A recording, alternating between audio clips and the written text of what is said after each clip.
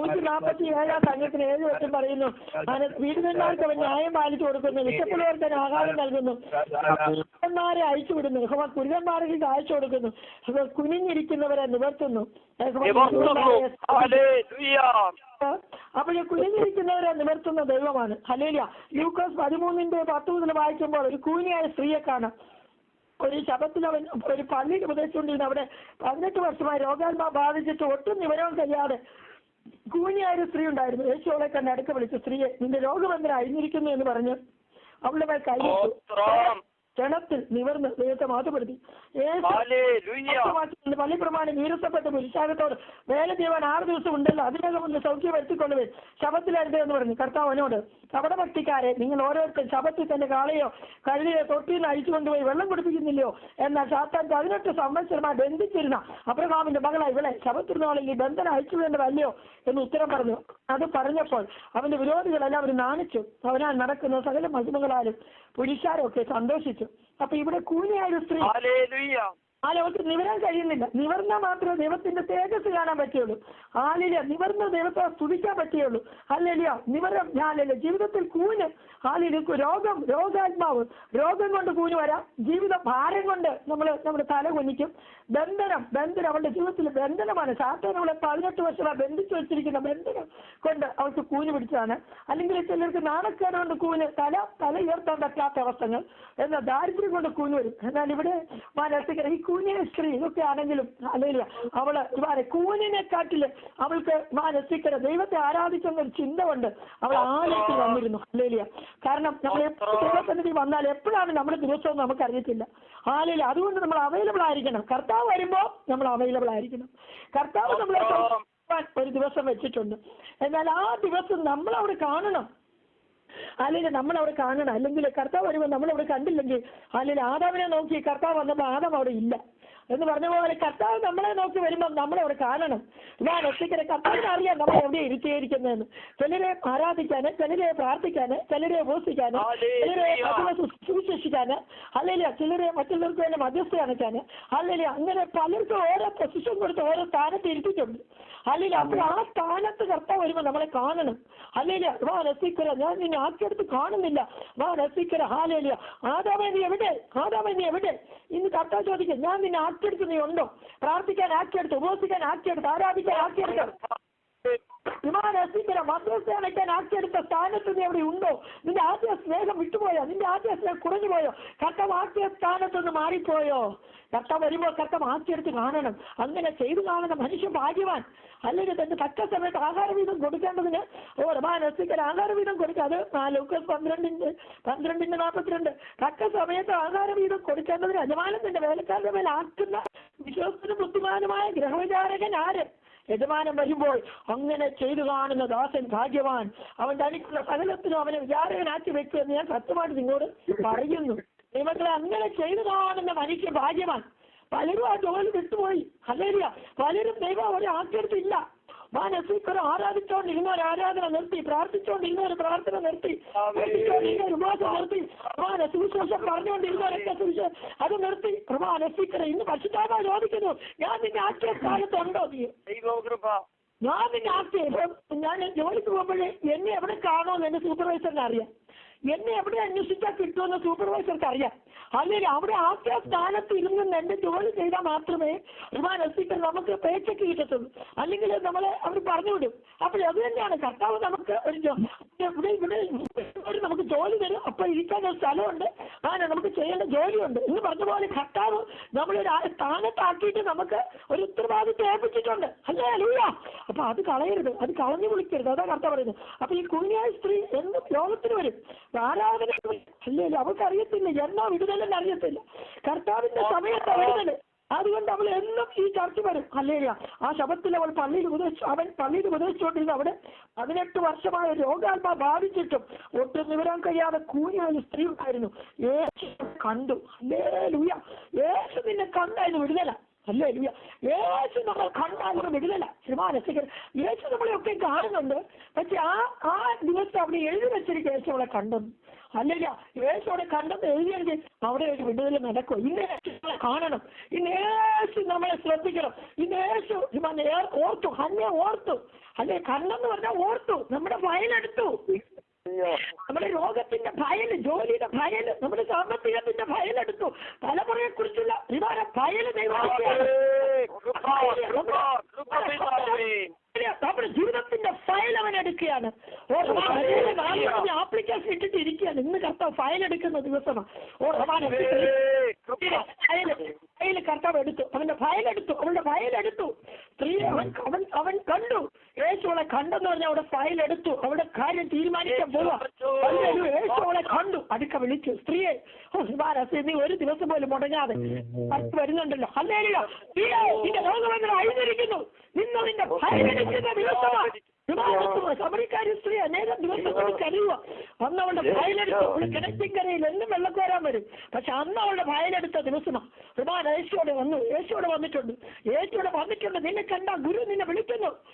റസീക്കര ഇവിടെ വിളിച്ചു, നിന്റെ രോഗമെന്ന് അഴിഞ്ഞിരിക്കുന്നു പറഞ്ഞവന്റെ മേൽ കൈവച്ചു. അവൻ ക്ഷണത്തിൽ നിവർന്നു ദൈവത്തെ മഹത്വപ്പെടുത്തി. തന്റെ ദൈവത്തെ മഹത്വപ്പെടുത്താൻ രസിക്കൽ നമ്മൾ നിവർന്ന് നിന്നാലേ ദൈവത്തെ മഹത്വപ്പെടുത്താൻ കഴിയുള്ളൂ. നമുക്ക് ഫിലിപ്പിയ ലേഖനം 3:18-20 വായിക്കുക. പലപ്പോഴും നിങ്ങളോട് പറഞ്ഞ പോലെ അനേകർ ക്രിസ്തുവിന്റെ ക്രൂസിന് ശത്രുക്കളായി നടക്കുന്നുവെന്ന് ഇപ്പോൾ കരഞ്ഞുകൊണ്ട് പറയുന്നു. അവരുടെ അവസാന നാശം, അവരുടെ ദൈവം വയറ്, ലജ്ജയായതിൽ അവർക്ക് മാനം തോന്നുന്നു. അവർ ഭൂമിയിലുള്ള ചിന്തിക്കുന്നു. അവരിങ്ങനെ നടക്കുക, ഭൂമിയിലുള്ള ചിന്തിച്ച് എന്ത് തിന്നും, എന്ത് കുടിക്കും, എന്ത് ഉടുക്കും, അല്ല ആരെന്നെ ഒന്ന് പൊക്കും, ആരെന്നെ ഒന്ന് ഉയർത്തും, ആരെന്നെ ഒന്ന് മാനിക്കും, അങ്ങനെ ഭൂമിയിലുള്ള ചിന്തിച്ചുകൊണ്ട് നടക്കുക. എന്നാൽ കർത്താവ് പറയുന്ന നമ്മുടെ പൗരത്വമോ സ്വർഗത്തിലാകുന്നു. നീ തല ഉയർത്തി നോക്കണം കർത്താവിനെ കാണണമെങ്കിൽ. കർത്താവ് കാണണമെങ്കിൽ തല ഉയർത്തി നോക്കണം. നമ്മുടെ പൗരത്വം സ്വർഗത്തിലാകുന്നു. യേശു ക്രിസ്തു രക്ഷിതാവായി വരും എന്ന് നാം കാത്തിരിക്കുന്നു. തനിക്ക് കീഴ്പ്പെടുത്തുക കഴിയുന്നതിന്റെ വ്യാപാര ശക്തി കൊണ്ട് അവിടെ താഴ്ചയുള്ള ശരീരത്തിൽ തന്നെ മഹത്വമുള്ള ശരീരത്തോട് അനുരൂപമായി രൂപാന്തരപ്പെടുത്തും. അല്ലെങ്കിൽ പിന്നെ നമ്മൾ കൊലോസ്യ ലേഖനം 3 വായിക്കുന്നുണ്ട്. നിങ്ങൾ ക്രിസ്തുവിനോട് മരിച്ചു ഉയർത്തെഴുന്നേറ്റിരിക്കുന്നുണ്ട്, ക്രിസ്തു ദൈവത്തിന്റെ വലത്ത് ഭാഗത്തിരിക്കുന്നതുമായ ഉയരത്തുള്ളത് അന്വേഷിപ്പേ. ഉയരത്തിൽ അന്വേഷിക്കണമെങ്കിൽ തല ഉയർത്തണം. അല്ലെങ്കിൽ തല ഉയർത്തണം. അല്ലെങ്കിൽ തല ഉയർത്തി അവനെ സ്തുതിക്കണം, തല ഉയർത്തി അവനെ നോക്കണം, അന്വേഷിക്കണം. ഭൂമിയിലുള്ളതല്ല, ഭൂമിയിലുള്ളത് ഇങ്ങനെ മണ്ണ് പൊന്ന് അല്ലെങ്കിൽ എന്ന് പറഞ്ഞ ഒരുപാട് വീട് കാറിൽ കൂടെ അല്ലെങ്കിൽ ഇങ്ങനെ നോക്കി നോക്കി നോക്കി നടക്കുക. ഭൂമിയിലുള്ളതല്ല, ഉയരത്തിൽ തന്നെ ചിന്തിക്ക്. നിങ്ങൾ മരിച്ചു, നിങ്ങളുടെ ജീവൻ ക്രിസ്തുവിനോടുകൂടെ ദൈവത്തിൽ മറഞ്ഞിരിക്കുന്നു. നമ്മുടെ ജീവനായി ക്രിസ്തു വെളിപ്പെടുമ്പോൾ നിങ്ങളും അവനോടുകൂടെ തേജസ് വെളിപ്പെടും. നമ്മള് ഒരാളെ പ്രതീക്ഷിച്ചിരിക്കാൻ ആൾ എവിടുന്ന് വരുന്നതെന്ന് വെച്ചാൽ അങ്ങോട്ട് നോക്കി നിൽക്കും. എന്ന് പറഞ്ഞാൽ നമ്മളിപ്പോൾ യേശുവിനെ പ്രതീക്ഷിച്ച് നിൽക്കുന്നതുകൊണ്ട് നമ്മൾ ഉയരത്തുള്ള അന്വേഷിക്കും, തല ഉയരത്തുള്ള അന്വേഷിച്ചു. ലോകത്തൊരു കുഴപ്പമുണ്ടായിരുന്നു, ഭൂമിയിലുള്ളതാണ് അന്വേഷിച്ച മുഴുവൻ. ലോകത്ത് ഭൂമിയിലുള്ള അന്വേഷിച്ചു, ലോകത്ത് ഭൂമിയിലുള്ള അന്വേഷിച്ചവന്റെ തലമുറ നഷ്ടമായി. മനസ്സിക്കരന്റെ ഭാര്യ നഷ്ടമായി. അല്ലേ ഒരു പ്രകാരത്തെ അബ്രഹാം പ്രാർത്ഥിച്ചതുകൊണ്ട് ലോകത്തൊരു പ്രകാരത്തിൽ രക്ഷപ്പെട്ടു. അവൻ അധിപതിനെ എന്ന് കർത്താവ് പറയുന്ന ഉയരത്തുള്ള അന്വേഷിക്കും. എന്ത് പിന്നെ എന്ത് കുടിക്കും, എന്ത് ഉടുക്കും, എന്ന് പറഞ്ഞ നടക്കാൻ ഈ വകയൊക്കെ ജാതികൾ അന്വേഷിക്കുന്നു, ജാതികൾ അന്വേഷിക്കുന്നു. നസിക്കര നിങ്ങളുടെ സ്വർഗസ്ഥാനികളുടെ പിതാവിനൊക്കെ നിങ്ങൾക്ക് ആവശ്യം അറിയുന്നല്ലോ. മുമ്പേ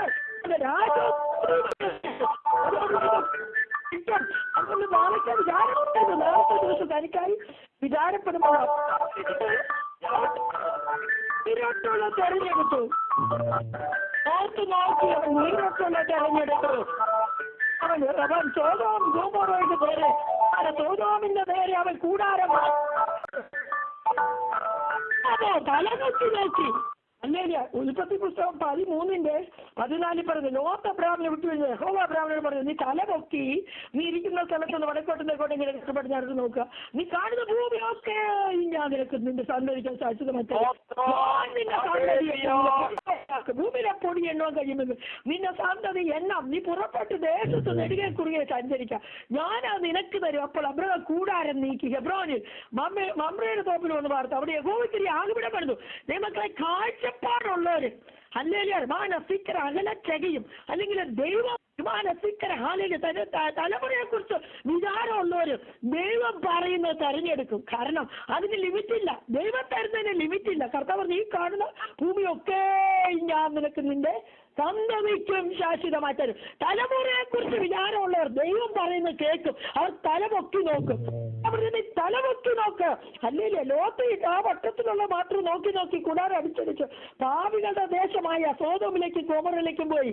എന്നാൽ അബ്രഹാമോ തലവെക്കി നോക്കി. അവന് ദൈവം ഈ ലോകത്തിലുള്ള വരുവാനുള്ള ലോകത്തിനുള്ളതും അവന് വേണ്ടി നിയമിച്ചു വെച്ചു. ഹല്ലേലൂയ. അതായത് മക്കളെ തലവെക്കി നോക്കി. ഇസഹാക്ക് തലവെക്കി നോക്കി റിബേക്കയെ കണ്ടു. കർത്താവ് നീ തലവെക്കി നോക്ക്, നിലങ്ങൾ ഹല്ലേലൂയ കൊയ്ത്തിന് വിളഞ്ഞിരിക്കുന്ന കാണും. ഇന്ന് കൂനിയായ സ്ത്രീയെ രസിക്കാതെ കൂന് മാറ്റി, അവളുടെ നാണക്കേട് മാറ്റി. ഹല്ലേലൂയ. ദൈവജനം ഉയരത്തുള്ളത് കണ്ടുകൊണ്ട് സ്തുതിക്കും. ഉയരത്തുള്ളത് കണ്ടാ പിന്നെ നമുക്ക് സ്തുതിക്കാതിരിക്കാൻ പറ്റത്തില്ല. കാരണം കർത്താവ് തന്നെ ഉയരത്തിൽ അന്വേഷിക്കുന്ന നീ തലവെക്കി നോക്ക്. ഇത് നമ്മുടെ കൂന് മാറ്റുന്ന ദിവസമാണ്. ഇത് നമ്മുടെ കൂന് മാറ്റുന്ന ദിവസമാണ്. ആ സ്ത്രീയുടെ അല്ലേ കൂന് മാറ്റി ദൈവത്തെ സ്തുതിക്കാൻ തുടങ്ങി. കർത്താവ് കർത്താവിനോട് പറയും, കർത്താവിനോട് കപടഭക്തിക്കാരെ ഓരോരുത്തർ ശബദത്തിന്റെ കാളയെ കഴുതെ തൊട്ടിന്ന് അഴിച്ചുപോയി വെള്ളം കുടിപ്പിക്കുന്നില്ലയോ? എന്നാൽ സാത്താൻ 18 സംവത്സരം ബന്ധിച്ചത് അബ്രഹാമിന്റെ മകളെ ഇവളുടെ ശബത്തുനാള് ഈ ബന്ധന അയച്ചുവിടേണ്ടതല്ലേ? കർത്താവ് മത്തായി 12 പറയുന്നുണ്ട്, ആടിനേക്കാൾ നിങ്ങൾ വിശേഷതയുള്ളവർ. അപ്പൊ ഇവിടെ നമുക്കറിയാം, നമ്മൾ ജീവിക്കുന്ന ജനറേഷനിൽ പട്ടിയും മൃഗത്തെയും ഒക്കെ മനുഷ്യനെ കാട്ടി വിശേഷതയുള്ളവരായിട്ട് കൊണ്ടുനടക്കുന്ന ഒരു കാലഘട്ടമാണ്. എന്നാൽ കർത്താവ് നിങ്ങൾ ആടിനേക്കാൾ വിശേഷതയുള്ളവർ, നമ്മൾ മൃഗത്തേക്കാൾ വിശേഷതയുള്ളവരാ.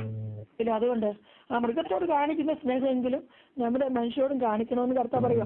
അതുകൊണ്ട് ശബത്ത് നാൾ കർത്താവിന്റെ ബന്ധനം അയച്ചു വിട്ടു. നമ്മുടെ കൂനിന്ന് മാറ്റും. ആത്മീയമായി ആത്മീയമായി ശാരീരിക മാനസികമായി എല്ലാ മണ്ഡലങ്ങളും നമ്മളെ കൂന് പിടിപ്പിച്ചിരുത്തി വെക്കുക.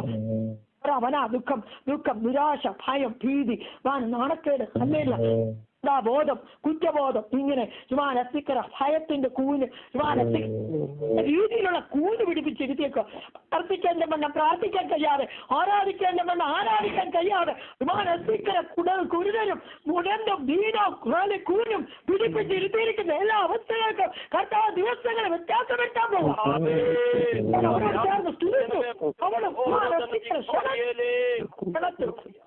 കർത്താവിന്റെ വീട്ടിൽ ക്ഷണത്തില 18 വർഷം കാത്തിരുന്നിട്ടും ഹല്ലേലൂയ ദൈവമേ ക്ഷണത്തിലവർക്ക് ഹല്ലേലൂയ വിടുതൽ കൊടുത്തു. ഇന്ന് പരിശുദ്ധാത്മാവ് പറയുന്നു, ചില വിഷയങ്ങൾക്കൊക്കെ ക്ഷണത്തിൽ വിടുതൽ വരാൻ പോകും. ചില വിഷയങ്ങൾക്കൊക്കെ ക്ഷണത്തിൽ വിടുതൽ വരാൻ പോകും. ക്ഷണത്തിൽ വിടുതൽ കൊടുത്തു. ഇന്ന് ക്ഷണത്തിലല്ലോ കാര്യം നടന്നു.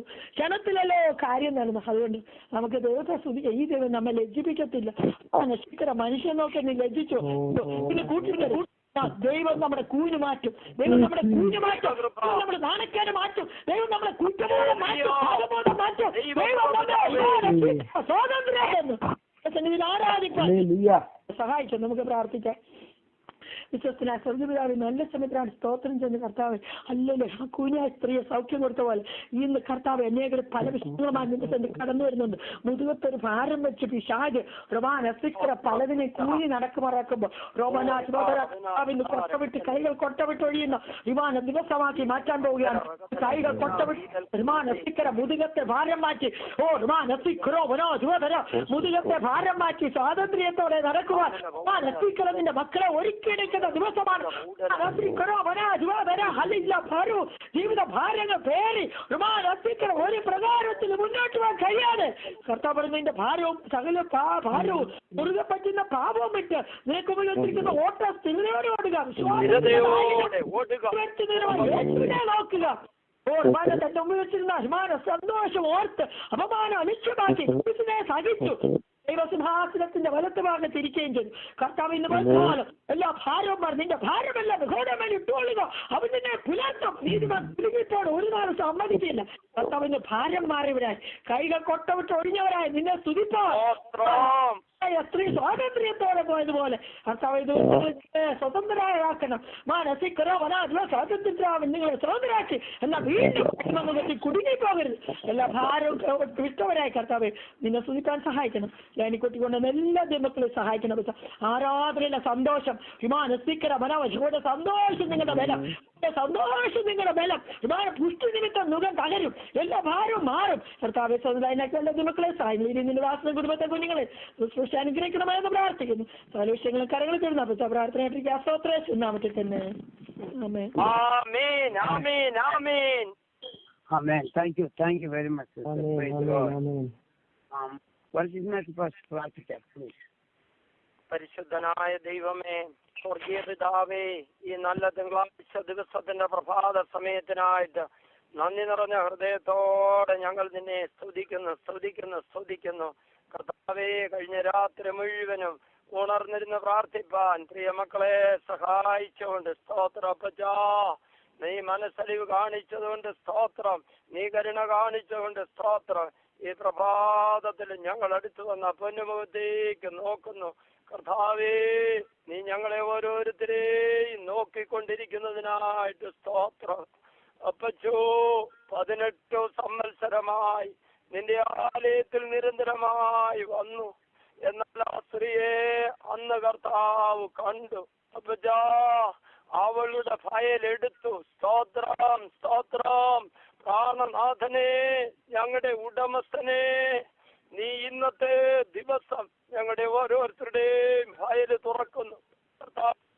പെൻഡിങ്ങിൽ കിടന്ന വിഷയങ്ങൾ, ആരും അറിയാതിരുന്ന വിഷയങ്ങൾ, കർത്താവേ, നീ പ്രവർത്തിച്ചതുപോലെ ഞങ്ങളുടെ കൂന് നിവർത്തി ഉയരത്തിലേക്ക് ദൈവത്തെയും ദൈവമഹത്വവും കാണുവാൻ അവന്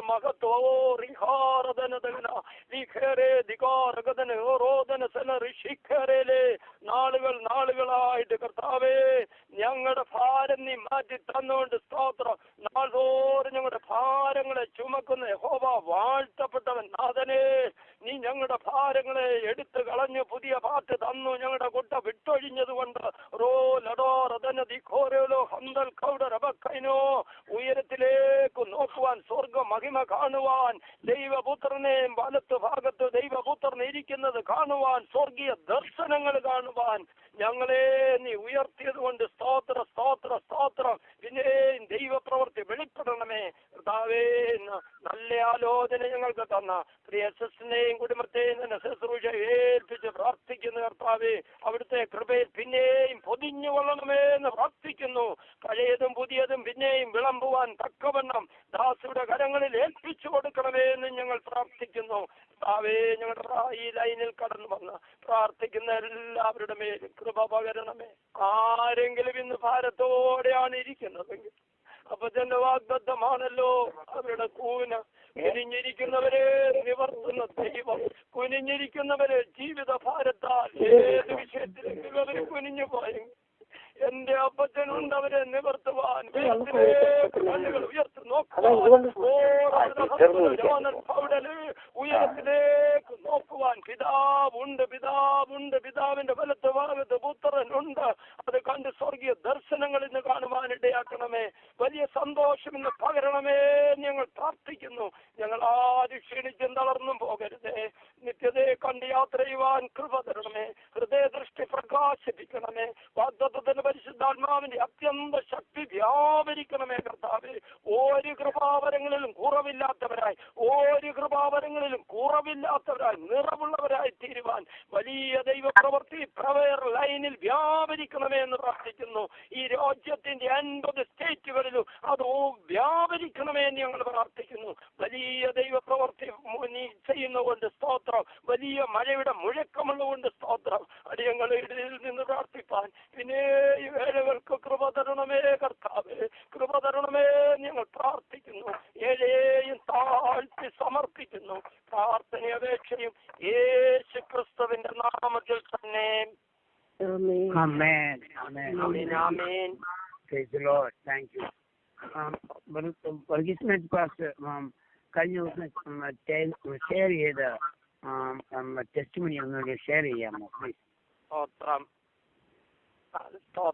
ദൈവന്റെ ഹൃദയത്തിൽ തന്നത് നമ്മൾ അന്യഭാഷ പറഞ്ഞ് ആരാധിക്കുമ്പോൾ നമ്മൾ ഓരോ വിളക്ക ആ വിളക്ക് ചിന്തിക്കുകയോ ഞാൻ വെറുതെ ഇരുട്ടില് ഇങ്ങനെ കത്തിയിരിക്കുക എന്നെ കൊണ്ട് എന്തുവാ പ്രയോജനം? എന്നാ ഇനി ഇത്ര നേരം കഴിയുമ്പോൾ ഞാൻ അങ്ങ് കെട്ടേക്കാം. ആർക്കൊരു വിളക്കിനൊന്നും അറിയത്തില്ല. വിളക്ക് പ്രകാശം കൊടുക്കുന്നതേ ഉള്ളൂ. ഈ വിളക്കിന്റെ വെളിച്ചത്തിൽ എന്താണ് പ്രവർത്തിക്കുന്നത് എന്ന വിളക്കിന് ഒരിക്കലും അറിയത്തില്ല. എന്നാ പ്രവൃത്തി നടക്കുന്നുണ്ട്.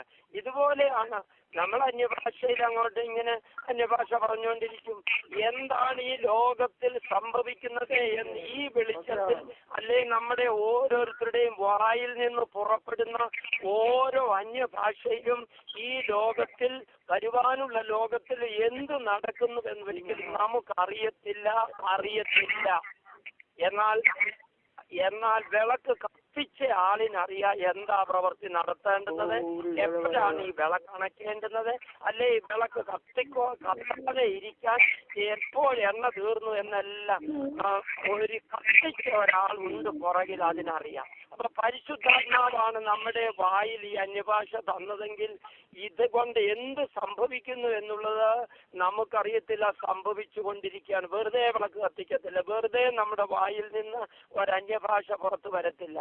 അത് പ്രവർത്തിക്കണം. നമ്മൾ ഉത്സാഹത്തോടെ ദൈവമേ വലിയ പ്രവർത്തിക്കോറോ ഇന്നത് സിസ്റ്റർ പറഞ്ഞതുപോലെ അനേകരുടെ പൂന അഴിഞ്ഞുകൊണ്ടിരിക്കുക, അനേകരുടെ ഫയല് ഒരു പക്ഷേ നമ്മുടെ രാജ്യത്തുള്ളതല്ലായിരിക്കാം, മറ്റ് രാജ്യങ്ങളിലായി. പക്ഷെ ഇവിടുത്തെ ഈ വെളിച്ചത്തിലാണ് അതെല്ലാം പ്രവൃത്തികൾ നടക്കുന്നത്. നമ്മളെ അതിനിവിടെ കത്തിച്ചെങ്കിൽ നമ്മൾ രാവിലെ 1 മണിക്കൂർ അന്യഭാഷയുണ്ടെന്ന് വരില്ല. കർത്താവേ എന്റെ വിളക്ക് കെട്ടുപോകാതെ വന്നു, എന്റെ വിളക്ക് കെട്ടുപോകാതെ എന്റെ വായിൽ നിന്ന് പുറപ്പെടുന്ന അന്യഭാഷ കുറഞ്ഞു പോകാതെ വന്നു. അത് പറയുവാനുള്ള കൃപ എന്നിലേക്ക് പകരണമേ, കൃപ പകരണമേ എന്ന് പറയുമ്പോൾ പരിശുദ്ധാത്മാവാണ് അതെല്ലാം അത് പ്രവർത്തിച്ചുകൊണ്ടിരിക്കുന്നത്. വീണ്ടും ഒരു ചിന്ത കൂടെ എന്റെ പറഞ്ഞത്, ഇപ്പൊ നമ്മളെല്ലാം ഓരോ വീടിന്റെ ഓരോ മുറിയിലിരിക്കുകയാണ്. എല്ലാ മുറിയിലെയും ലൈറ്റ് ഓൺ ചെയ്യത്തില്ല. ആ യജമാനല്ലേ ആ വീട്ടുകാരന് ഏത് മുറിയിലെ ലൈറ്റാണ് ആവശ്യം, അവിടുത്തെ ലൈറ്റാണ് ഓൺ ചെയ്യുന്നത്. ഇതുപോലെയാണ് പരിശുദ്ധാത്മാവ്. നമ്മളിൽ ഒരു യജമാനന് നമ്മളെ ഓൺ ചെയ്താൽ, അയ്യോ അവര് പറഞ്ഞില്ലല്ലോ, നമ്മളത് നോക്കേണ്ടുന്ന കാര്യമില്ല. എന്നെ ഓൺ ചെയ്താൽ ഞാൻ കത്തുക. എന്റെ ഒരു യജമാനനുണ്ട്, എപ്പോഴെന്നെ ഓഫ് ചെയ്യണം എന്നെന്റെ യജമാനനാണ് നിയന്ത്രിക്കുന്നത്. അതുപോലെ നാം നമ്മെ തന്നെ പൂർണ്ണമായിട്ട് സമർപ്പിക്കുക. കർത്താവേ, നിന്റെ പ്രവൃത്തി ഈ പ്രയർ ലൈനിൽ കൂടി നീയാണ് ചെയ്യുന്നത്. ഞങ്ങൾക്ക് ഈ പ്രയർ ലൈൻ തന്നത് നീയാണ്, അന്യഭാഷ വായിൽ തന്നത് നീയാണ്, ആലോചനകൾ തരുന്നത്, ദൈവവചനം തരുന്നത് നീയാണ്, പ്രാർത്ഥിക്കുവാനുള്ള കൃപ തരുന്നത് നീയാണ്. ഞങ്ങളൊരു വിളക്ക് പോലെ തണ്ടിന്മേൽ കത്തിച്ച ഒരു വിളക്ക് പോലെ എന്നെ കത്തിച്ച ഒരു യജമാനൻ ഉണ്ട്. എന്റെ പാത്രത്തിൽ എണ്ണ കുറഞ്ഞു പോയെങ്കിൽ എണ്ണ പകരുവാൻ ഒരു യജമാനൻ പുറകിലുണ്ട്. ഞാൻ കരിന്തിരിയാണ് എരിയുന്നതെങ്കിൽ ഒരു നല്ല മഹാപുരോഹിതനുണ്ട് എന്നെ ക്ലിയർ ചെയ്യുവാൻ. അതുകൊണ്ട്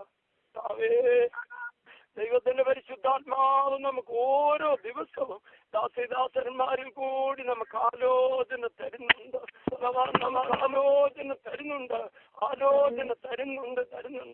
സ്തോത്രം. ഒരു കാര്യം കൂടി പറയാനുള്ളത്, ഇന്നലെ പ്രസംഗിച്ചതാകുന്ന ഒരു വിഷയമാണ്. യേശു ക്രിസ്തു നടന്ന് ശമരിയയില് അവിടെ ഇരുന്നു. അപ്പോഴാണ് ഒരു സ്ത്രീ വെള്ളം കോരുവാനായിട്ട് വരുന്നതുണ്ട്. ആ യാക്കോബിന്റെ ഉറവിന്റെ അരികിൽ ഇരുന്നപ്പോൾ അതെല്ലാം ദൈവത്തിന്റെ ആ ഉറപ്പെന്ന് പറയുന്ന യാക്കോബ്, ഞാൻ ആ വിഷയം കേട്ടപ്പോൾ ദൈവമേ, ഇന്നും അതേ വിഷയം തന്നെ സിസ്റ്റർ പറഞ്ഞു. നാളുകളായിട്ട് അവൾ വെള്ളം കോരാൻ വരുന്നു. അവളെ ആരും കാണരുതേ എന്ന് ചിന്തിച്ചായിരിക്കും ഒരു പക്ഷേ അവൾ വന്നത്. എന്നാൽ കാണേണ്ടുന്ന അവളുടെ ചിന്തകളെ മാറ്റേണ്ടുന്ന ആരാധനയുടെ വിഷയത്തിൽ അവളെ കറക്റ്റ് ചെയ്യേണ്ടുന്നവൻ, യുഗങ്ങളുടെ പാറയായവൻ അന്ന് അവിടെ വന്നിരുന്നു. നമ്മളെയും കാര്യം കാണുന്നില്ല, അറിയുന്നില്ലെന്ന് ചിന്തിച്ചാൽ നമ്മളെ കാണുന്നവർ കർത്താവ് നമ്മുടെ വഴിയിൽ നമ്മളോട് കൃത്യമായിട്ട് ഒരു ദിവസം സംസാരിക്കും. നമ്മുടെ പ്രാണനാഥൻ ഒരു ദിവസം നമ്മളോട് സംസാരിക്കും. ആ സിസ്റ്റർ പിന്നെയും പറഞ്ഞതുപോലെ, കർത്താവേ, എന്നെ ആക്കിയ സ്ഥാനം പ്രാർത്ഥനയ്ക്കാണ് എന്നെ ആക്കിയതെങ്കിൽ എന്റെ പ്രാണപ്രിയൻ വന്ന് നോക്കുമ്പോൾ ഞാൻ അവിടെ ഇല്ലാതെ പോകരുത്. അവൻ എന്നെ പ്രാർത്ഥനയ്ക്കാണ് ആക്കിയതെങ്കിൽ അവൻ ഒരു ദിവസം വരും. അവൻ എന്നെ ഇവിടെ ആക്കിയെങ്കിൽ, ആരാധിക്കാൻ അവൻ എന്നെ ആക്കിയെങ്കിൽ, അവൻ എന്നെ ഈ പ്രയർ ലൈനിൽ കൂട്ടി വരുത്തിയെങ്കിൽ അവൻ ഒരു ദിവസം വരും. കർത്താവേ, ഞങ്ങൾ ക്ഷീണിച്ചു പോകാതെ, തളർന്നു പോകാതെ, ഞങ്ങളുടെ വിളക്ക് കത്തണം. ഞങ്ങളെ കത്തിച്ചവരുണ്ട്, അവൻ വരും നോക്കും. അവൻ വന്ന് നോക്കും, നമ്മുടെ ആവശ്യങ്ങളെ നിറയ്ക്കുന്നു. ഓരോ കലോറി അവൻ നമ്മുടെ ആവശ്യങ്ങൾ നിറയ്ക്കുന്നവനാണ്. അവൻ നമ്മുടെ ഭാരങ്ങൾ എടുത്ത് കളയുന്നവനാണ്. ഓറിഹാനതനോ അവനെ നമ്മൾ എങ്ങനെ തുടിക്കാതെ ഇരിക്കും. അവൻ നമ്മെ നോക്കിക്കൊണ്ടിരിക്കുന്നു. ഒരു ദിവസം ചിലപ്പോൾ 18 വർഷം എടുത്തെന്നിരിക്കാം, ചിലപ്പോൾ എത്ര നാളുകൾ എടുത്തെന്നിരിക്കാം. എന്നാലും നമ്മെ വരുന്നവനുണ്ട്, അറിയുന്നവനുണ്ട്. പേർ ചൊല്ലി വിളിക്കുന്നവരും നമുക്ക് വേണ്ടി ഉള്ളതുകൊണ്ട് നമ്മുടെ ആക്കിയിരിക്കുന്ന സ്ഥാനത്ത് വളർന്ന് ക്ഷീണിച്ചും പോകാതെ നമുക്ക് കൊണ്ടിരിക്കാം. പ്രാർത്ഥനയിൽ ഉത്സാഹമുള്ളവര്, ആരാധനയിൽ ഉത്സാഹമുള്ളവര്, ദൈവത്തിന്റെ കാര്യങ്ങളിൽ ഉത്സാഹമുള്ളവരായിട്ട് വരാം. നമ്മളെ കാണാതെ പോകത്തില്ല, പ്രതിഫലം തരാതെ പോകത്തില്ല, നമ്മളെ എത്തിച്ചു പോകത്തില്ല. നമ്മളെ ജയിച്ചവരാണ്. നമ്മളെ അവൻ ജയോത്സവമായി നിർത്തുകയാണ്. കർത്താവ് ഇവിടെ ക്ഷീണിച്ചു പോകാതെ അന്യോന്യം സ്നേഹിച്ചും മാനിച്ചും, അന്യോന്യം നമ്മൾ തമ്മിൽ കാണുന്നില്ലെങ്കിലും സ്നേഹിച്ചും മാനിച്ചും ഓർത്തും പ്രാർത്ഥിച്ചും മുന്നേറുവാൻ ദൈവം പരിശുദ്ധാത്മാവ് നമുക്ക് ഏവർക്കും പിന്നെയും കൃപ തരട്ടെ എന്ന് പ്രാർത്ഥിച്ചുകൊണ്ട് എന്റെ വാക്കുകളെ ചുരുക്കുന്നു. ദൈവത്തിന് നന്ദിയോടെ സ്തോത്രം.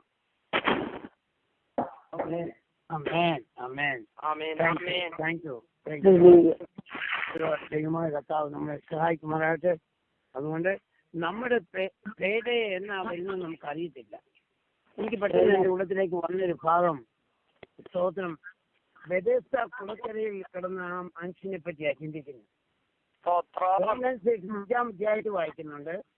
സ്തോത്രം, യെരൂശലേമിൽ നാട്ടുവാതിക്ക് ബെഥെസ്ദ എന്ന എബ്രായ പേരുള്ള ഒരു കുളമുണ്ട്. അതിന് 5 മണ്ഡപമുണ്ട്. അവയിൽ വ്യാധിക്കാർ, കുരുടർ, മുടന്ത്, ക്ഷയരോഗികൾ ഇങ്ങനെ വലിയൊരു കൂട്ടം വെള്ളത്തിന്റെ ഇളക്കം കാത്തുകൊണ്ട് കിടന്നില്ല. അതേ സമയത്ത് ഒരു ദൂരം കുളത്തിലിറങ്ങി വെള്ളം കലങ്ങിയ ശേഷം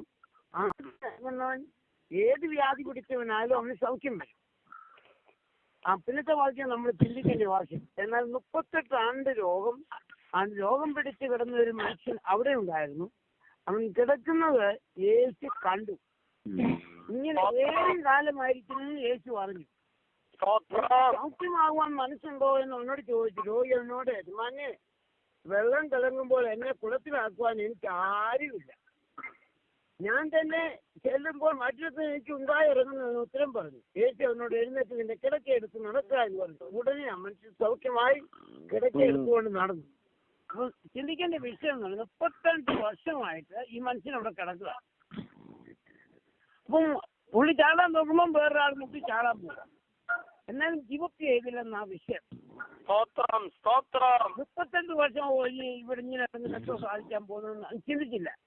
യേശു ഭൂമിയിൽ ജനിക്കുന്നതിന് മുമ്പ് കിടപ്പ് തുടങ്ങിയതാണ്. യേശു ഭൂമിയിൽ ജനിക്കുന്നതിന് മുമ്പ് തന്നെ, ശിശുവായി ജനിക്കുന്നതിന് മുമ്പേ കിടപ്പ് തുടങ്ങിയതാണ്. എന്നിട്ട് ഗിവപ്പ് ചെയ്തില്ല. അതാണ് ചിന്തിപ്പിച്ച വിഷയം. ആ മനുഷ്യൻ എല്ലാവരും മുമ്പ് ചാടുന്നു. നമുക്കൊന്ന് പരാതി പറഞ്ഞാൽ ഇനി എങ്ങനെ ഇവിടെ കിടക്കുന്നു, എല്ലാവരും കരുണയില്ലാത്ത മനുഷ്യരെന്ന് പറഞ്ഞ് പരാതിയും പറഞ്ഞ് എഴുന്നേറ്റ് പോവാം.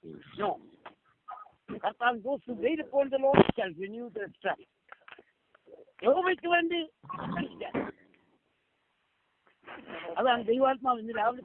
നമ്മുടെ പേര് എല്ലാം നമുക്ക് അറിയത്തില്ല. പ്രശ്നതയോട് ദൈവത്തിന് വേണ്ടി, അതുപോലെ നമ്മൾ കർത്താവിന് വേണ്ടി കാത്തിരിക്കുന്നു. വർഷമായിട്ട് ആ പൊസിഷനിൽ കിടക്കുക. ഒരു മനുഷ്യന് കരുണയില്ല. ചാടാൻ നോക്കുമ്പോൾ വേറൊരാൾ മുമ്പിൽ ചാടുക, എന്നിട്ടും ഗിവപ്പ് ചെയ്തില്ല. അതുകൊണ്ട് ഡോണ്ട് എവർ ഗിവ് അപ്പ്. ഇന്നാണോ നാളെയാണോ നമുക്കറിയത്തില്ല. ഒരു കാലത്തും യഹോവയെ അന്വേഷിക്കുന്ന ഒരു നന്മയും ദൈവം മുടക്കത്തില്ല. ഏത് വിഷയമായിരുന്നാലും ഒന്നുകൂടി ദൈവാത്മാവ്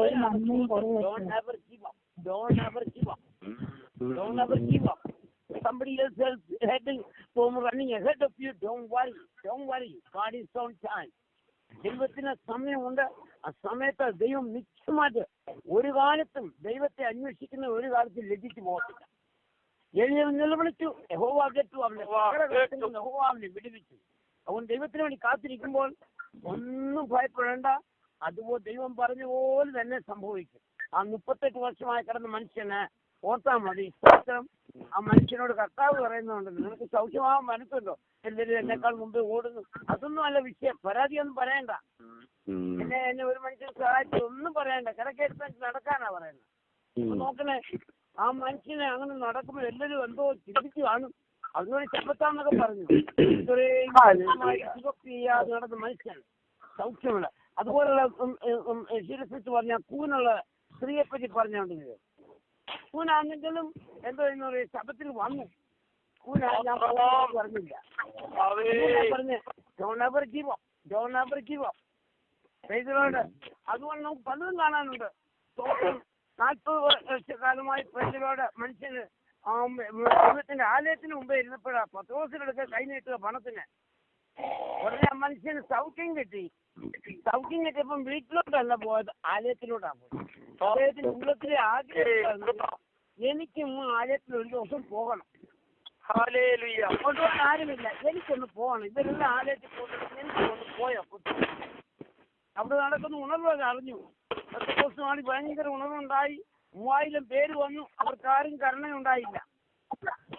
ആ മനുഷ്യൻ ഗിവപ്പ് ചെയ്യാം ആ ആഗ്രഹത്തോടുകൂടി പത്രോസിനടുത്ത് പണമാണ് ചോദിച്ചത്. പത്രോസ് പറഞ്ഞു, പൊന്നും വെളി എനിക്കില്ല, യേശുവിന്റെ നാമത്തിൽ എഴുന്നേറ്റ് നടക്കാ എന്ന് പറഞ്ഞപ്പോൾ ആ മനുഷ്യൻ ചാടി എഴുന്നേറ്റ് എങ്ങോട്ടാ പോയത്? വീട്ടിലോട്ടല്ല പോയതാ. എന്നാ താങ്ക് യു വെരി മച്ച്, ഇനി ഞാൻ വീട്ടിലോട്ട് പോട്ടെ, വീട്ടുകാരെല്ലാം കണ്ട് വർത്താനം പറയാമെന്ന് അതല്ല പോയത്. ആലയത്തിൽ പോയി വായി. അടുത്ത ദിവസം രാവിലെ നോക്കിയപ്പോ ആ സൗഖ്യമായ മനുഷ്യൻ അവരോടുകൂടെ ഉണ്ടായിരുന്നു. മനുഷ്യന്റെ ആഗ്രഹം തോന്നുന്നു നോക്കിയാൽ, എനിക്കൊരു ദിവസം സൗഖ്യമായി, എനിക്ക് ആലയത്തിൽ പോകണം. നമ്മൾ മറ്റേ ആഗ്രഹങ്ങളെ മാനിക്കുന്ന ദൈവമാണ്. യൂത്തിന്റെ ആഗ്രഹത്തെ ദൈവം മാനിച്ചു. ദാനിയേലിന്റെ ആഗ്രഹത്തെ ദൈവം മാനിച്ചു. വേണ്ടി ദാനിയേൽ പ്രാർത്ഥിക്കുന്നു. ആ ആഗ്രഹത്തെ ദൈവം മാനിച്ചു. ദാനിയേൽ എന്തിനാ പ്രാർത്ഥിക്കുന്നത്? ഞാൻ പ്രാർത്ഥിക്കുന്ന നിർദ്ദേശമുണ്ട്. ഈ ബാബിലോണിൽ കിടക്കുന്ന ജനം തിരിച്ചു മറിഞ്ഞു. രാവും ഉച്ചയ്ക്ക് പ്രാർത്ഥിക്കുന്ന വിഷയമുണ്ടോ? വീടിന് വേണ്ടിയാണോ? അല്ല, എന്റെ സാമ്പത്തികമായ വിഷയമാണ്. ഇതിനെല്ലാത്തിനും നല്ലതാണ്. പ്രാർത്ഥിക്കുന്ന വിഷയം എന്റെ ജനത്തിന്റെ വിടുതലിന് വേണ്ടി. കാരണം 70 വർഷം കഴിയുമ്പോൾ ഞാൻ വചനം കിട്ടിക്കഴിഞ്ഞാൽ വചനം ഉള്ളത്തിൽ കയറി. ആ വചനത്തിൽ ഞാൻ പ്രഗ്നന്റ് ആയിരിക്കുക. അതിന്റെ ഡെലിവറിക്ക് വേണ്ടി ഞാൻ പ്രാർത്ഥിക്കുന്നു. വചനം എന്റെ ഉള്ളിൽ ആയിരിക്കുക. ആ വചനത്തിന്റെ വിടുതലിന് അങ്ങനെ പ്രാർത്ഥിക്കുന്നവർക്ക് പോരാട്ടമുണ്ട്. പോരാട്ടമില്ലെന്നല്ല. അങ്ങനെ ദാനിയേൽ അങ്ങനെ പ്രാർത്ഥിക്കുന്ന അവർക്ക് ഈ കൂടെ നിൽക്കുന്നവർക്ക് അവരല്ല പോരാടുന്ന പിശാച്.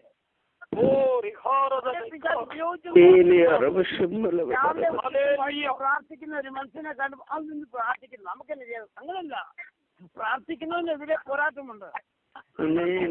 മറ്റുള്ളവരുടെ വിഷയത്തിന് വേണ്ടിയാണോ പോരാടി പ്രാർത്ഥിക്കുന്ന? നിശ്ചയമായിട്ട് നിനക്ക് ഇതിൽ പോരാട്ടമുണ്ട്. നിന്നെ പിടിച്ചിട്ടും എന്നാൽ അവിടെയെല്ലാം സിംഹത്തിന്റെ വായ അടയ്ക്കുന്ന ദൈവമുണ്ട്. ഞാൻ പ്രാർത്ഥിക്കുന്നത് മറ്റുള്ളവരുടെ വിടുതലിന് വേണ്ടിയാണോ? ഒന്നും പേടിക്കണ്ട, ഒന്നും പേടിക്കണ്ട. അതിപ്പോൾ ചില കാര്യങ്ങൾ ചെയ്തെടുക്കാൻ പോവാ. ദാനിയേലിന്റെ പേരിൽ ഒരു പുസ്തകം കൂടെ ബൈബിളിൽ വന്നു. എന്താ കാര്യം എന്നറിയാം? ദാനിയേലിന്റെ മറ്റുള്ളവരുടെ രക്ഷയ്ക്ക് വേണ്ടി, മറ്റുള്ളവരുടെ വിടുതലിന് വേണ്ടി പ്രാർത്ഥിച്ച് ദാനിയേലിനെ മറന്നിട്ടില്ല. യോബിനെ ദൈവം മറന്നില്ല. മറ്റുള്ളവരുടെ വിടുതലിന് വേണ്ടി യോബ് പ്രാർത്ഥിച്ചപ്പോൾ ദൈവം അഭിനയിപ്പിച്ചെല്ലാം മാറ്റം വന്നു. ഈ ദിവസങ്ങളിൽ don't ever give up. God is always on time. God is always on time. ദൈവം നമുക്ക് വേണ്ടി എഴുന്നേൽക്കും. രക്ഷയ്ക്കായി കാംക്ഷിക്കുന്നവരെ ഞാൻ അതിലാക്കും. അതിലാക്കും. രക്ഷയ്ക്കായി കാത്തിരിക്കുന്നവരുടെ രക്ഷയ്ക്കായി കർത്താവ് വേഗം വരാൻ പോവുക. അതും കാത്തിരിക്കുന്നവർക്ക് വേണ്ടിയാ. ദൈവമായ കർത്താവ്